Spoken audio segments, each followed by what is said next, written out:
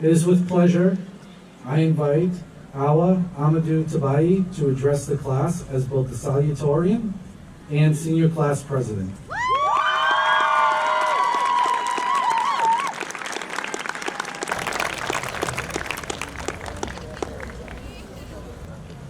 Good evening, class of 2022 and guests. Born in the projects of France, I am the child of revolutions.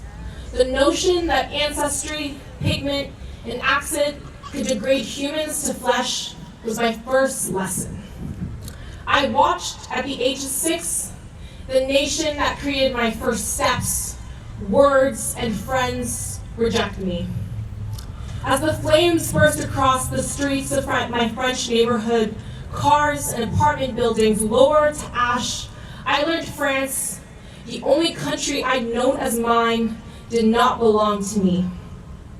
I did not know who laid claim to this nation, but as I lived on the outskirts of my own country, piled atop thousands of immigrants, it was clearly not me.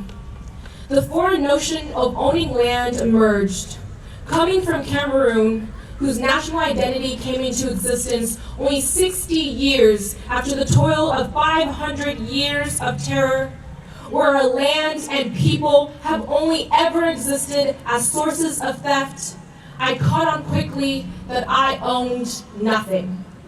A nothing that only eons of slavery and colonialism could create. I am consequence of the greatest feast known to mankind, the divide of the eldest continent after hundreds of years of broken lineages split across the Americas and Caribbeans. This rattling of the Black diaspora allows me to be backed in every step by my ancestors, those whose names sink deep in bottoms of the Atlantic oceans, those scarred on the coastlines and others brutalized on shore. That is the reality of Blackness that creates me, and that's what I sit with today. Last year, I devoted myself to my people's cause and exempt myself from schooling. This non-traditional, definitely not approved by my parents or school, route exemplified the divide between my Blackness and this school. I watched every single waking moment the dramatic decline of Black people at the hands of the police, inside the walls of jail cells and immigration detention centers, talked in the hospital linens of COVID and non-COVID wards, this slow playing movie of the consequences of history not reckoned with.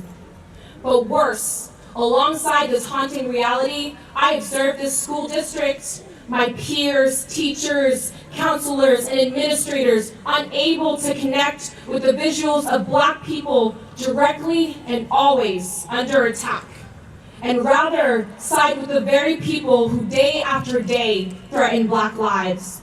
And thus, as the world moved forward, I stuck around, glued to the streets of Boston, chanting to centuries-old hymns, marching building after building, filled with authority powers.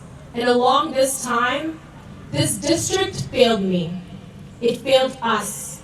Tonight, it's important to highlight the looming truth, not of the world we enter, the realities that will shock us, or the growth that awaits us, but rather, the greater quilt that's formed the education we've received and that's allowed some of us to graduate and others to not. This unspoken division between success and failure that exists beyond the demands of hard work and perseverance, today I choose to challenge the instated systems of denial that orchestrate the line of majority white upper-class people we see here as our top 12 versus those who are not graduating at all. Bringing light to the puppeteers between the gap of haves and have-nots to unveil white supremacy. Over the last 12 years, behind this contained time of my junior year, I have weathered the storm of this beast that envelops this district and school, and I am down to my bones, exhausted. I am the proud daughter, granddaughter, great-granddaughter, and great-great-granddaughter of enslaved and colonized people. I have endured the hostility and threats of policemen at Black liberation protests, The instability and fear of homelessness and eviction, the pain of eroded memories filled with uncles, aunts, and cousins who, due to the strains of money, are now foreigners who require new introduction. I say all this to say, I am kin to the boulders of hardship that weigh down the spirit and require the uplifting of eons to get the hell back up. And yet, very few systems have comparably tried to strip, kick, and pick at me more than the educational system of Salem. It has been my biggest, most persistent bully. When the doors of academia open, an objective baseline to achieving respect is drawn. Work hard. And simply put, in the culmination of 4 years, your class rank, GPA, and scholarships should earnestly reflect the will, time, and effort you've thrown in a given time frame. But this falsely depicts an inaccurate reality of equality in treatment, opportunity, and circumstances that will guide you across life. This school sets the standards without doubt, add reasonable grasp to people with financial stability and the security blanket of whiteness. And without either, you're out of luck. You are abandoned to familiarize yourself with the uneasy sway of injustice that carries over the years. The gut suspicion of malicious intent when the test scores don't add up, when the labor unevenly falls on the darkest person in the room, or when the places you belong in shut you out. And in this deep seas of struggles for grades, titles, and activities that rightfully befall you, things only denied to you due to ancestry, pigment, and accent that easily spin students from human to bodies, you sink or swim. But above all else, you learn, like I did, that you are not safe. And words cannot twist and form in my mouth to show you what it means to feel unsafe at school. At a time when the nation fears the facing barrel of guns bursting through the doors of our buildings, calling out for the protection of kids, I cannot help but yell, we have never been protected. To be Black, poor, and woman in this district is nearly impossible. It is the never-ending burden of proving yourself over and over again until sore and aching with time. It means dealing with the hostility of teachers meant to mentor you who don't want to help and paint you as aggressive and dominating while deliberately working against you. It means having teachers with authority triple your age badmouth your character when you don't abide to their rules. It means having teachers condemn George Floyd in his passing. It means watching administrators pave the road to prison for Black and brown students by policing them in hallways, lunchrooms, and bathrooms. It means watching your classmates side with an abuser and in turn ostracize the victim of domestic violence. It means listening to teachers advocate for anti-racism only to turn around and push you out of societies or antagonize you for calling them out. It means watching a school pride itself in global perspective and yet support Zionists who help maintain the colonial regime of Israel and in turn the displacement and genocide of Palestinians. It means bending to white dominant culture or paying the price for refusing. And in this refusal, this school will convince you that you are a failure. And it's important to know, because this school hasn't done so, that failure is not an inherent trait, carried upon by generations that falls upon you on the whims of the universe. Rather, it is the more violent product of intentional barriers that will fight tooth and nail to keep you locked out of rooms, silenced until muted, or worse, beaten until compliant. So Latinos, Asians, Palestinians, Syrians, Africans, and all descendants of colonized ancestry that make up this school, you must understand your existence lies in resilience. Life may be tough, but I promise you'll have to be tougher.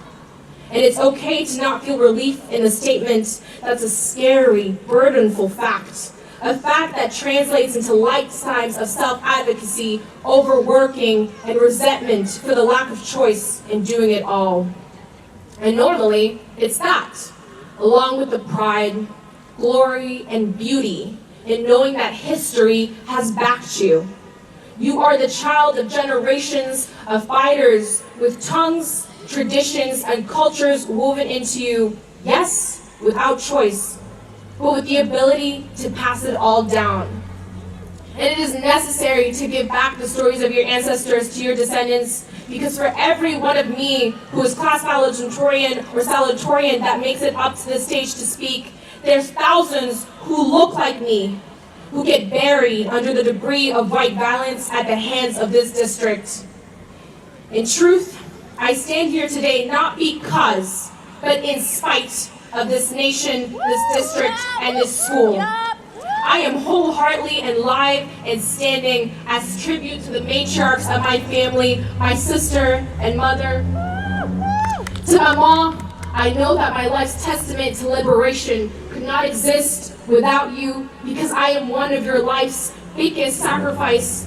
And for you and only you, je te remercie pour être la meilleure mère que je pouvais avoir.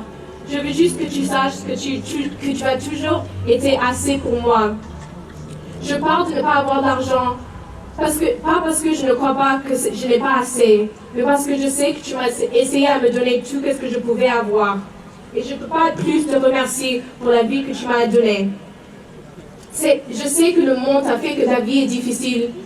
Et je sais que ça fait que tu devais perdre ton travail et perdre ta famille. Et je ne peux pas imaginer comment ça peut être pour toi. Mais je sais que tout ce que tu as fait, c'est pour moi. Et je te remercie pour venir en Amérique, pour venir en France, pour venir tout le monde pour moi. Et je te promets que dans ta vie, tu vas avoir la maison et tu vas retourner au Cameroun. Et tu vas avoir la stabilité que le monde n'a pas donnée. And to you, Esther, my sister, I would die for you. But you have lived for me, and there is no greatest love in the world I could ask for. Je te remercie pour tout ce que tu as fait, ça. Je sais que le travail est difficile, je sais que le monde est difficile, je sais qu'être une femme noire et regarder comme toi est difficile. Et je sais que tu as fait tout ce que tu pouvais me donner, et tu es devenue la deuxième mère que le monde ne devait pas te forcer à devenir. Mais tu l'as quand même fait, et je ne peux pas plus te remercier pour ça, parce que je ne savais pas si moi je pouvais faire ça pour toi. Mais toi, tu l'as fait pour moi. Because of you both, I have found peace from the upheaval of anger that rises and falls when you are poor, black, woman, and prideful.